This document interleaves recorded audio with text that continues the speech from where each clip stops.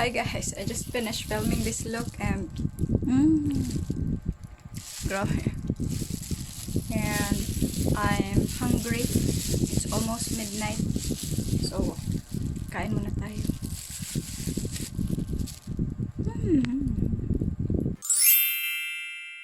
Okay, nakapag-film ako ng ganitong look. Nag-change na ako ng outfit and filmed some videos and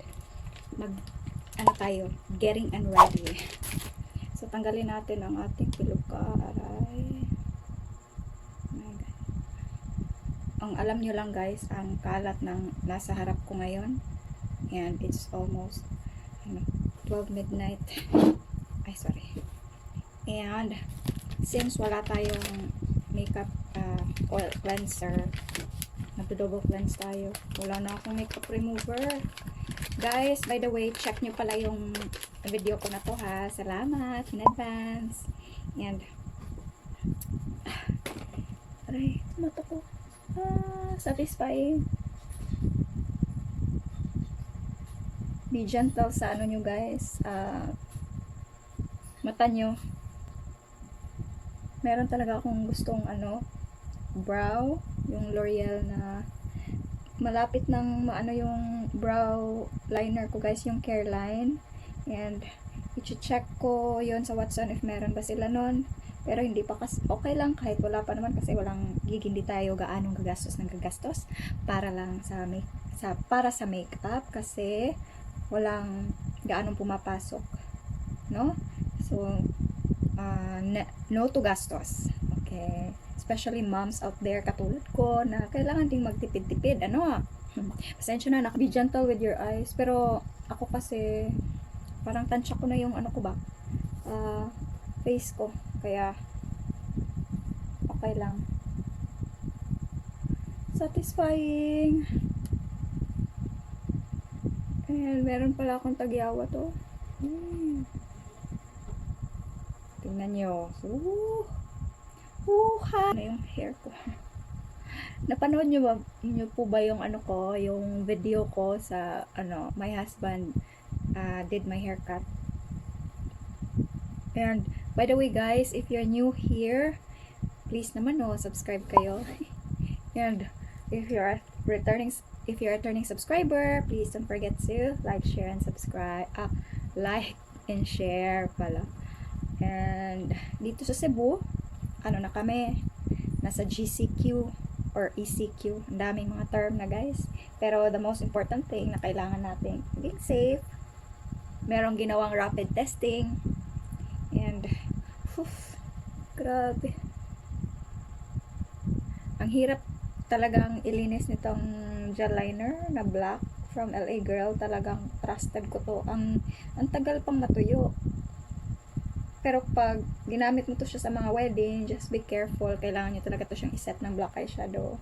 Especially sa dito nyo. Na-miss ko na tuloy. Mga bookings ko canceled. Lagyan din natin dito. Kunin din natin dito kasi naglagay tayo ng foundation dito. Grabe guys, last piece na pala to guys. By the way guys, ginamit ko to siya, buy one take one makeup remover and cleansing wipes. Nagamit ko rin to sa clients ko. Mura lang siya guys, pero siya, nakakatanggal talaga ng makeup, nakakapag-moisturize pa. Siya, meron siyang buy one take one to mostly, pero minsan hindi siya buy one take one.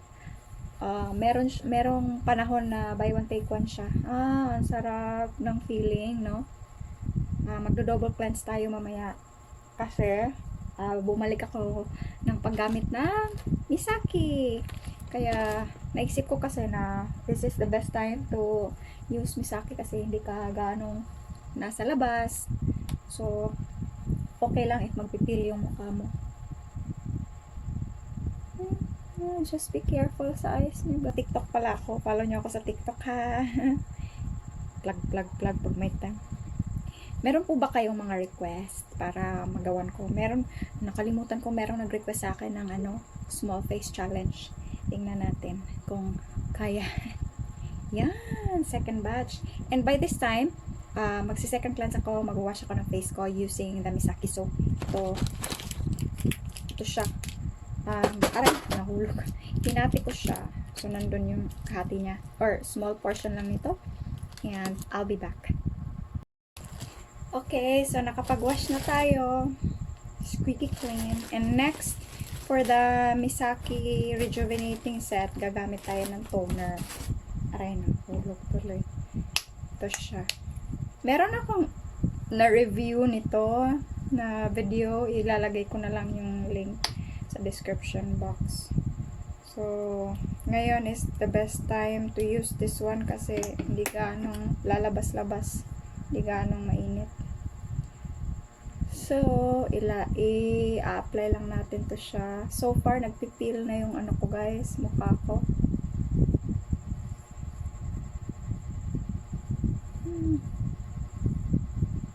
First to third, first, second, and third day, hindi siya mahapdi. Pero pag fourth day na, mahapdi na siya. And tolerable naman if sanay kayong gumagamit ng mga ganitong product, mga rejuvenating set. I'm really trying to control the grip ba or yung paglagay, yung if I may say, paano ba yun, yung diin sa paglagay ng ano, sorry, kasi dapat gentle lang, hindi yung talagang nirarab mo kasi ano to siya hindi pwede.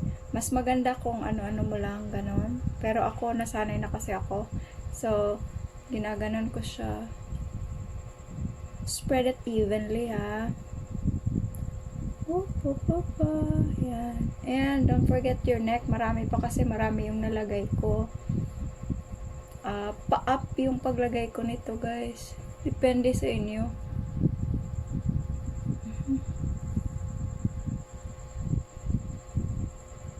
Kung saan man kayo, anong situation nyo sa COVID pandemic, na naka-enhance community quarantine pa ba kayo or general community quarantine, or yung merong isa modified toner, tapos yung rejuvenating cream.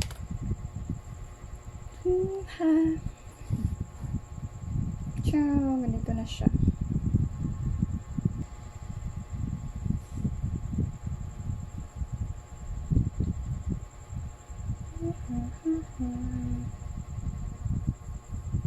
Lagyan mo rin yung leeg mo.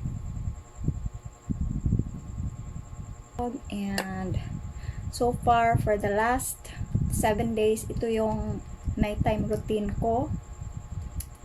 And so far, so good. The last time, 7 days din yung tinagal ko kasi nagpupunta kasi ako ng event at namamalat siya. So, not really good if pupunta ka ng event tapos namamalat yung mukha mo. And right now, hindi naman tayo makalabas, so okay lang. So, ginagamit ko. Pag day pala guys, pag morning, yung soap, at saka meron din siyang Misaki na, what's that? SPF. And, ang SPF niya is super